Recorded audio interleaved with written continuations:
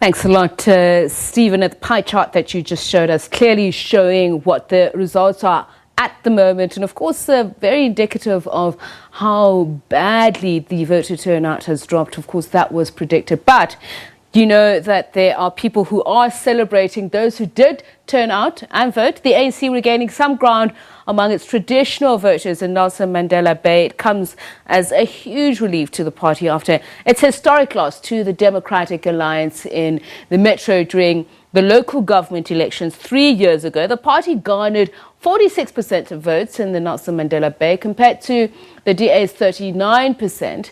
The EFF got 7% of the vote in the Windy City.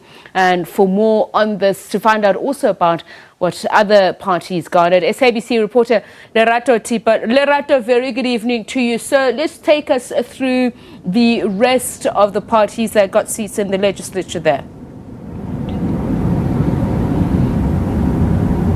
I think what's interesting that despite the celebrations of the ANC, I think another untold success story in the Metro is the victory of the EFF. Just to show you the trends of the EFF since 2014.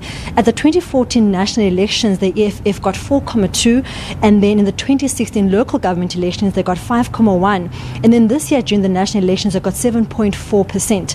And then when you compare it to the ANC in 2014, they got 48.8, and then they dropped obviously in 2016 and got 40.9, but this year they got 46%.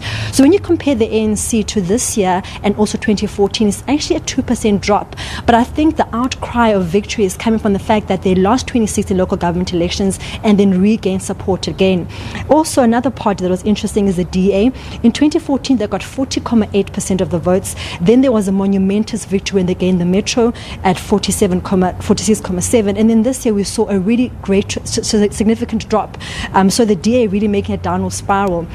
Another party that's been of concern is the UDM. This party was actually formed in the rural Eastern Cape, and for a long time it's been an ANC, DA and UDM Eastern Cape. But now you're seeing an ANC, DA and EF Eastern Cape, because the UDM, despite there being a UDM mayor in the Nelson Mandela Metro, we've seen a decline in the UDM. Just now, Lerato, we're looking at the statistics with 99.9% of the votes already counted. Let me jump in on that particularly. Yes. As you say, there were a lot of eruptions in council meetings because of infighting within those who had formed some sort of loose coalition. What do people say about why the UDM seems to have lost support?